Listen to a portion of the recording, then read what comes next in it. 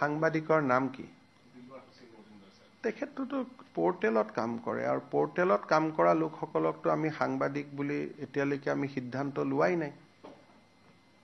অসমত যিসকলে পোৰ্টেলত কাম কৰে লিগেসি মিডিয়া ৰাজ্য চৰকাৰে সাংবাদিকৰ স্বীকৃতি দিয়ে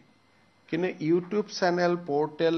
এই সকলক সাংবাদিকৰ স্বীকৃতি দিয়াৰ বিষয়টো আপোনালোকৰ লগত আমাৰ আলোচনা চলিহে আছে সিদ্ধান্তটো হোৱাই নাই আমি কোনো পোৰ্টেলক ডিআইপিআৰে সাংবাদিকৰ মৰ্যাদা আজিলৈকে দিয়া নাই তেওঁলোকে নিজে নিজে পোৰ্টেল চলাই আছে বেলেগ কথা ৰেজিষ্ট্ৰেচনো নিদিও আমি এডভাৰটাইজো নিদিও আই কাৰ্ডো নিদিও গতিকে এই ব্যক্তিজন অসম চৰকাৰৰ সাংবাদিকৰ সংজ্ঞাত তেখেত নপৰে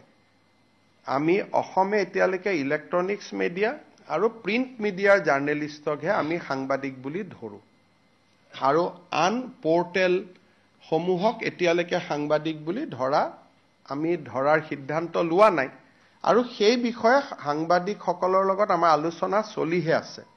আৰু তেওঁলোকে নিজে যদি বিচাৰে যে আমাক ৰেজিষ্ট্ৰেচন কৰক আমি তেওঁলোকক ৰেজিষ্ট্ৰেচন কৰাৰ কাৰণে ৰাজি আছো কিন্তু তেওঁলোক নিজেও আগবাঢ়ি অহা নাই সেইকাৰণে পোৰ্টেল জাৰ্নেলিষ্টসকলক যদিও ঘৰুৱা ভাষাত আমি জাৰ্নেলিষ্ট বুলি কওঁ কিন্তু তেওঁলোকক সাংবাদিকতাৰ স্বীকৃতি আমিও দিয়া নাই আৰু তেওঁলোকেও আমাৰ পৰা বিচৰা নাই গতিকে মই ভাবো যে এইটো এজন ইন্ডিভিজুৱেল ব্যক্তি আৰু তেনেকেতো অসমত বহুত কেছ ডেইলি ৰেজিষ্টাৰ হৈ থাকে আৰু এখেত সাংবাদিক নে ব্যৱসায়ী তাৰো এটা দৃষ্টিভংগী আছে কাৰণ তেওঁতো ডাম্পাৰ আদিৰ ব্যৱসায়ও কৰে গতিকে এটা ব্যৱসায়িক কাৰণত গ্ৰেপ্তাৰ হৈছে নে আন কাৰণত গ্ৰেপ্তাৰ হৈছে তাকো জানিব নোৱাৰি কিন্তু মই যিগৰাকী ব্যক্তিৰ নাম জানো তেওঁৰ 4-5খন ডাম্পাৰো আছে তেওঁ বিভিন্ন ব্যৱসায়ও কৰে পাৰ্ট টাইম এটা চেনেল এটা পোৰ্টেলত কাম কৰে আৰু সেই পোৰ্টেলটো ৰাজনৈতিক ব্যক্তিৰ পোৰ্টেল গতিকে এটা সাংবাদিকৰ ডেফিনেশ্যনত আহিব নাই আমি প্ৰেছ ক্লাবৰ লগত কথা পাতিব লাগিব না প্ৰেছ ক্লাবে প্ৰতিবাদ কৰিছে কিন্তু প্ৰেছ ক্লাবৰ লগত এতিয়ালৈকে সিদ্ধান্তই হোৱা নাই যে পোৰ্টেলক সাংবাদিকত ধৰিম নে নধৰিম এতিয়া যদি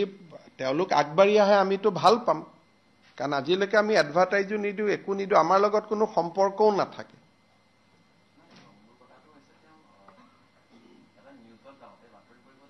এটোতো আমি নাজানো